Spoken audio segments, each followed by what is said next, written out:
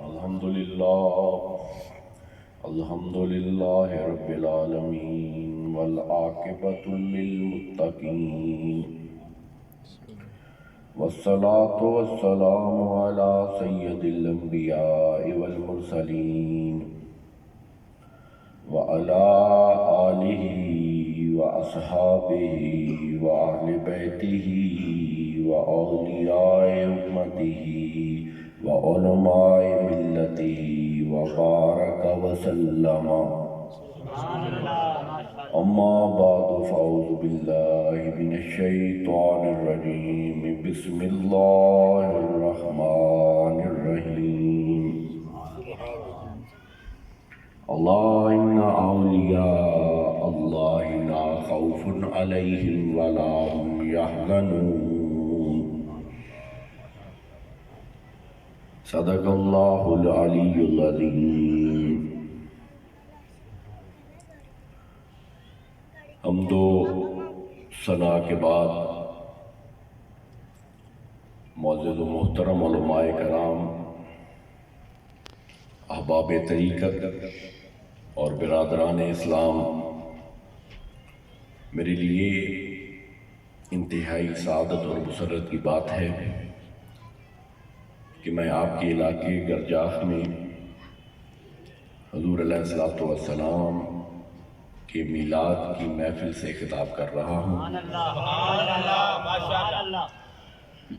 اللہ تعالیٰ رب العزت ان دوستوں کو ڈھیروں فیوز و برکات سے مستفیض فرمائے جنہوں نے اس خوبصورت محفل کو سجایا، ہمیں ذکر مصطفیٰ سنانے اور آپ کو سننے کا موقع عطا کیا۔ دعا ہے کہ اللہ تعالیٰ ہم سب کی بات الحاضری قبول و منظور فرمائے۔ آج صبح میں نے سفر شروع کیا، جمعہ کے اجتماع میں تتلے والی میں خطاب کیا، اس کے بعد یہاں پر کھیالی میں بعد نماز مغرب خطاب کرنے کا موقع ملا۔ دوستان گرامی قدر، سفر کی تھکاوٹ بھی ہے اور پیدل پہ خطابات اور ملاقاتوں کے بعد اب ہمت تو اتنی باقی نہیں رہتی، مگر آپ دوستوں کا ذوق سلامت رہے، وہ مجھے خاطر ہے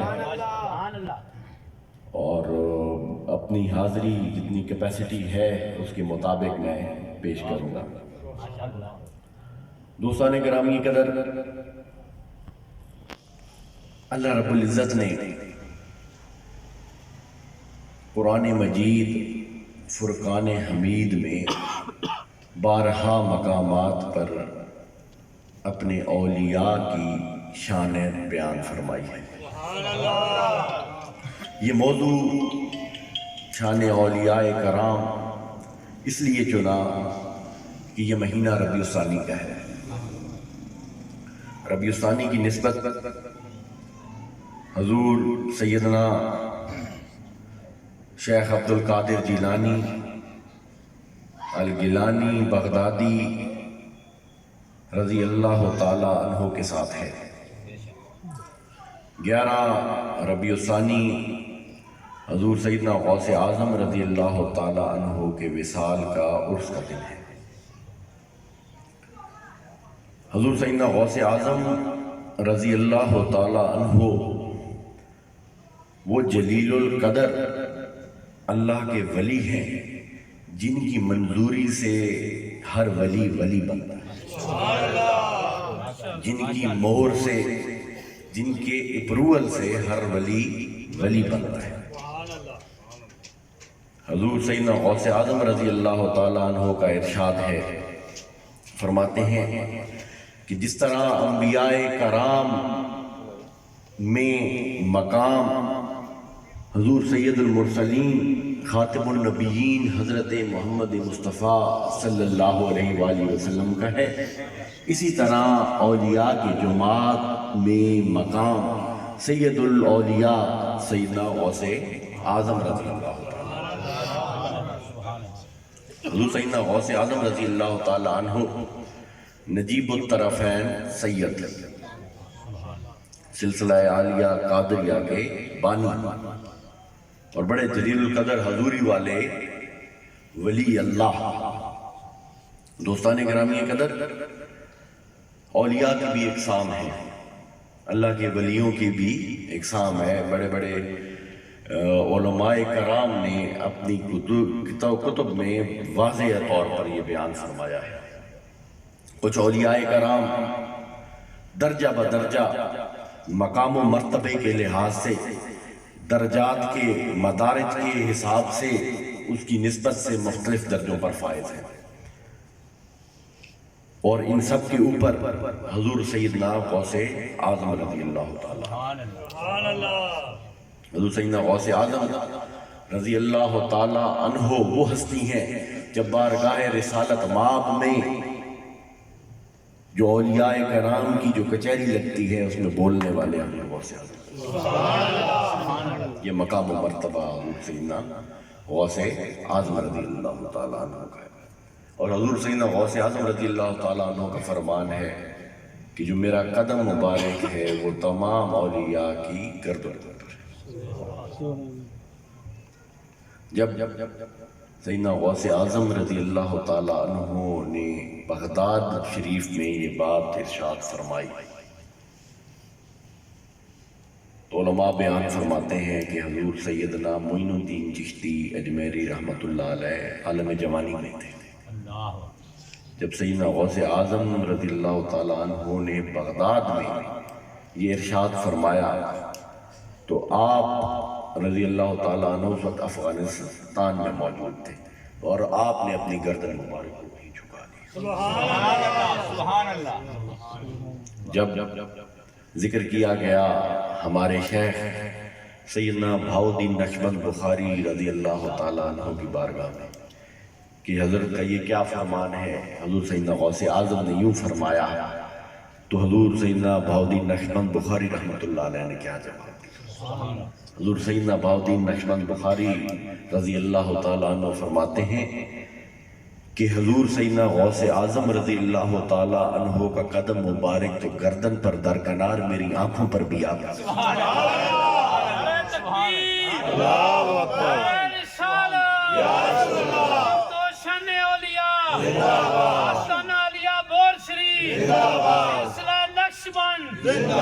حضور سیدنا بہاؤالدین نقشبند فرماتے ہیں کہ میری دونوں آنکھوں پر حضور سیدنا غوث اعظم کا قدم تھا، تو یہ محبت و نسبت حضور سیدنا غوث اعظم رضی اللہ۔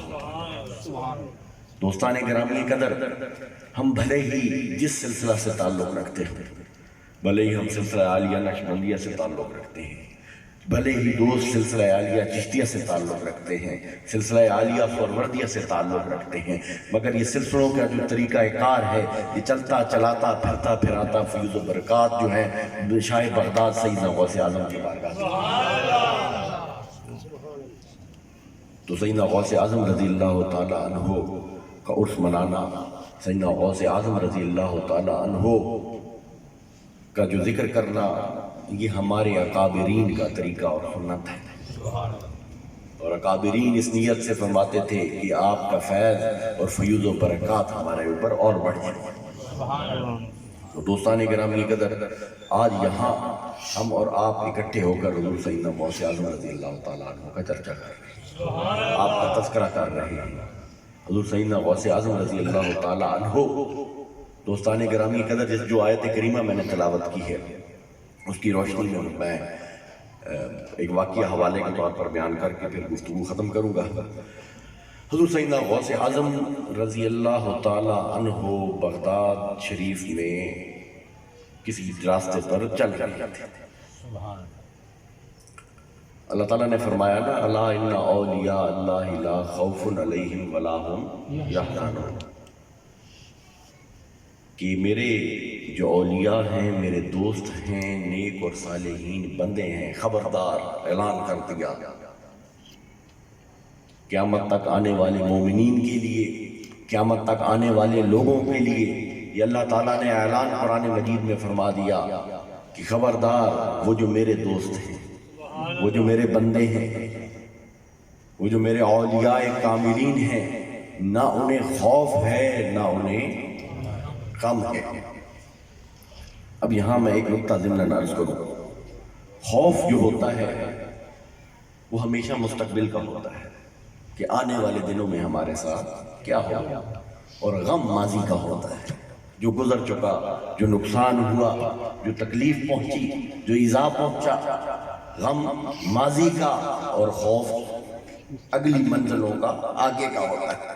تو اللہ تعالیٰ نے اعلان فرما دیا کہ خبردار میرے وہ بندے جو میرے بندے ہیں، میرے دوست ہیں، جن کو میں اپنا ولی قرار دے رہا ہوں، ولی کا معنی دوست کا، جن کو میں اپنا دوست قرار دے رہا ہوں، نہ انہیں ماضی کا کوئی ڈر، نہ کوئی غم، نہ پریشانی جو گزر چکا، اور نہ ہی آگے کا کوئی خوف۔ یعنی وہ علماء کرام فرماتے ہیں کہ وہ محفوظ ہو، وہ محفوظ ہو۔ سیدنا غوث اعظم رضی اللہ تعالیٰ عنہ بغداد کی گلیوں میں چل رہے تھے، ایک بادل کا ٹکڑا اوپر آیا، آواز آئی کہ میں رب ہوں، اور شیخ عبد القادر جیلانی تم نے بہت عبادتیں کر لی ہیں، اب اور عبادت کی کوئی ضرورت نہیں، تم نے بہت عبادت کر لی۔ اللہ تعالیٰ فرماتا ہے کہ میرا ولی محفوظ ہوتا ہے، نہ غم نہ آگے کا خوف۔ حضور سیدنا غوث اعظم بول پڑے، اے بے ایمان تو تو شیطان ہے، تو تو شیطان ہے، تو مردود دفع ہو جا، تو شیطان ہے۔ تو شیطان نے پھر پلٹ کے وار کیا، شیطان نے کہا شیخ عبد القادر تجھے تیرے علم نے بچا دیا، پھر پلٹ کے وار کیا، تجھے تیرے علم نے بچا دیا ہے۔ سیدنا غوث اعظم نے کہا مردود تو نے پھر میرے اوپر حملہ کیا ہے، مجھے علم نے نہیں، اللہ کے فضل نے، مجھے اللہ کے فضل نے بچا دیا۔ ارے علم تو شیطان کے پاس بھی بہت تھا، شیطان مردود کے پاس بھی بہت علم تھا، اتنا علم تھا کہ فرشتوں کا امام تھا، فرشتوں کا استاد تھا، مگر اس کو علم نہیں بچا پایا، گمراہی سے، گستاخی سے اس کا علم نہیں بچا پایا، بلکہ اللہ کا فضل۔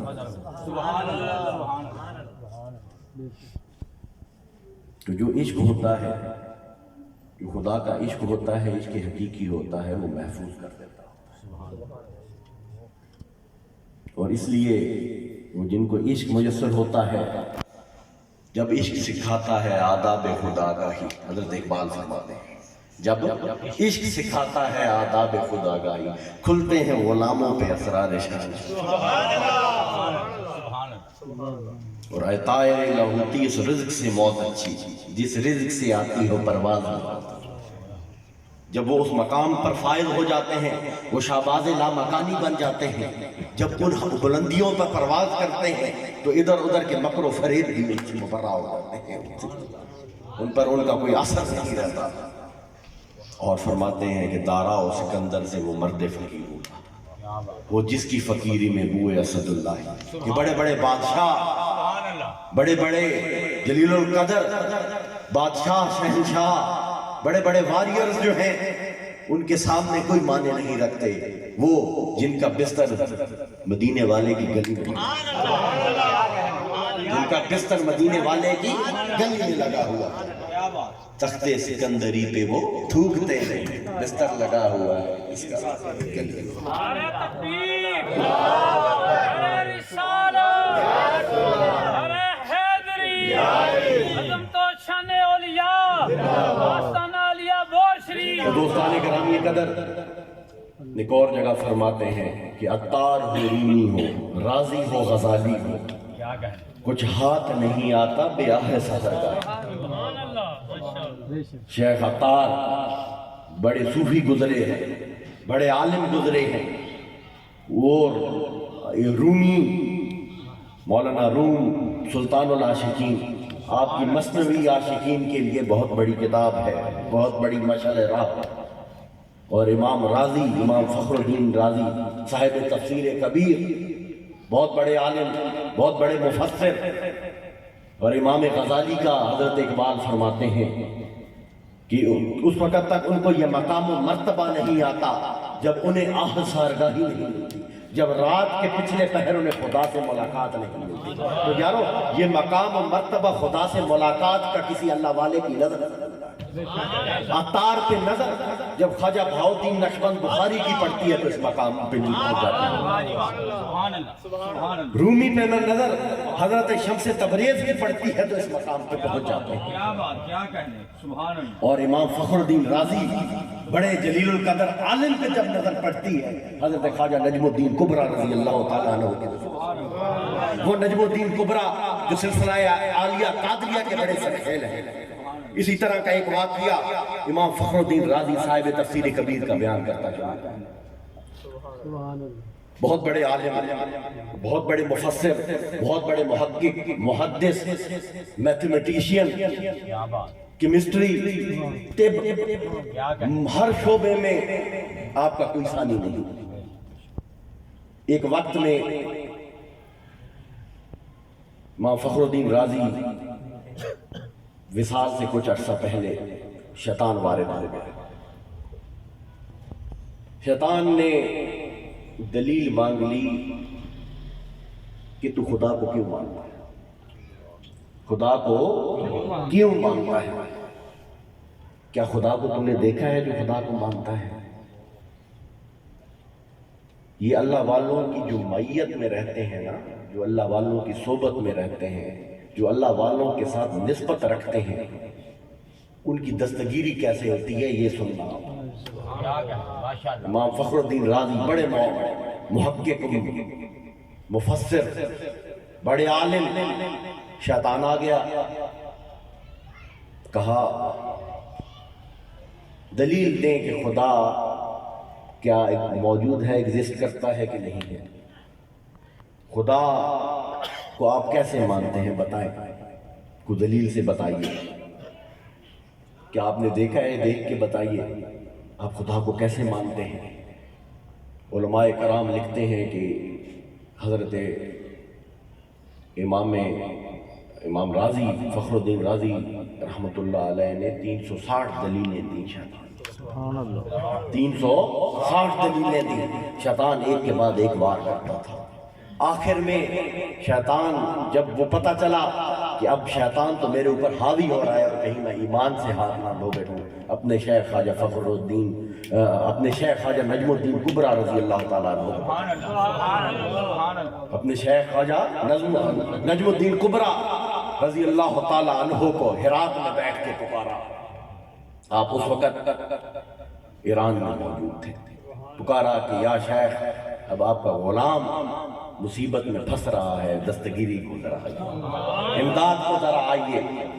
وہاں سے بیٹھ کے ان کے شیخ خواجہ نجم الدین کبریٰ رضی اللہ تعالیٰ عنہ نے توجہ فرمائی. وہ جو ایک نیٹ ورک ہوتا ہے، وہ جو ایک ٹرانسمیشن ہوتی ہے، ایک خاص سم ہوتی ہے، اس نے وہاں سے سگنل پکڑے. وہاں سے ایک خاص رابطہ بحال ہوا، ایک تعلق بنا. جب وہ تعلق بنا تو شیخ نجم الدین کبریٰ نے دستگیری فرمائی. اور نجم الدین کبریٰ نے امام فخر الدین رازی کو کہا کہ اس مردود کو کہے، شیطان مردود کو جواب دے کہ میں خدا کو بن دیکھے مانتا ہوں.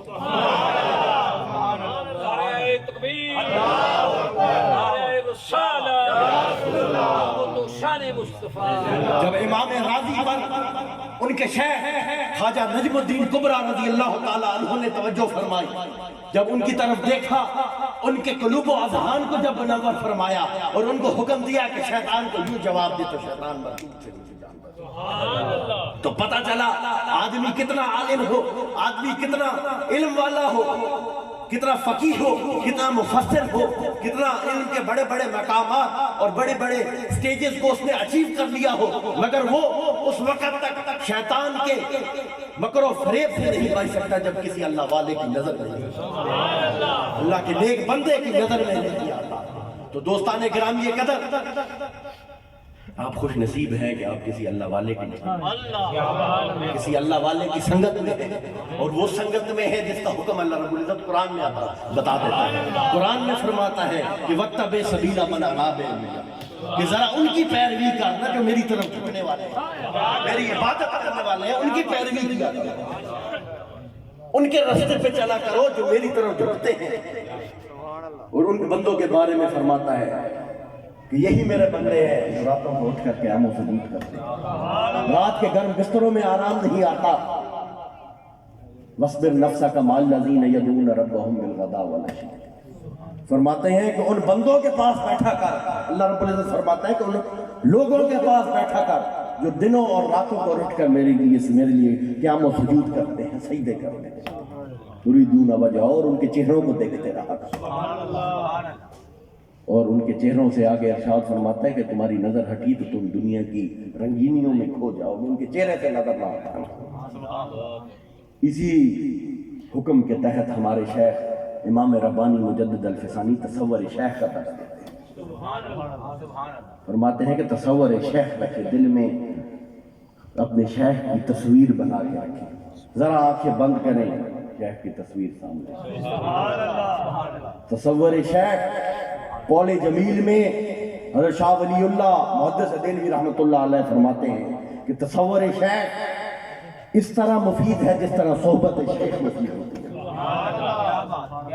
اگر آپ کو آپ کی شیخ پردہ فرما گئے ہیں، اگر آپ کو شیخ کی صحبت میسر نہیں ہے تو تصور شیخ سے آپ وہی فیض لے سکتے ہیں جو فیض آپ کو صحبت شیخ سے۔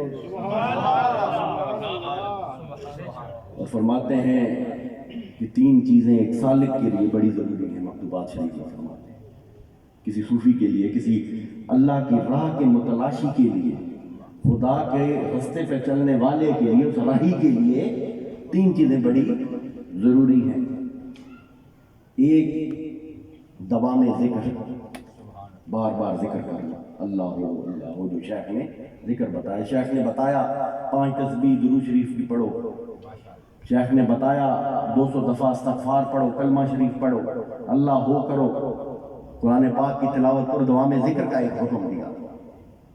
ایک انہوں نے استقامت بر شریعت کا حکم دیا کہ جو شریعت ہے اس پر پابندی، امر بالمعروف نہی عن المنکر، اس کو مد نظر رکھیں۔ اور تیسرا فرمایا کہ رابطہ شیخ، تصور شیخ۔ فرماتے ہیں پھر ہم جیسے نالائقوں کے لیے جن کو دوام ذکر بھی شاید میسر نہیں ہوتا، جن کو استقامت پر شریعت بھی میسر نہیں ہوتی، ان کے لیے آسانی حضرت شیخ نے فرما دی، فرمایا کہ تصور شیخ رکھا کرو، رابطہ شیخ رکھا کرو، اسی رابطے کی بدولت تمہیں دوام ذکر بھی مل جائے گا اور استقامت پر شریعت۔ تو اپنی نسبتیں اختیار کرو ان سچے اور اچھے لوگوں کے ساتھ جو اللہ کے ولی، اللہ کے کاملین ہیں۔ تو دوستان گرامی قدر، اپنی نسبتیں بناؤ ان نیک لوگوں کے ساتھ، ان اللہ والوں کے ساتھ تعلق بناؤ، اور ان کا سنگ توڑ کا سنگ ہوتا ہے، آخرت کا سنگ ہوتا ہے، ان کا سنگ آپ کو خدا تک پہنچا دیتا ہے۔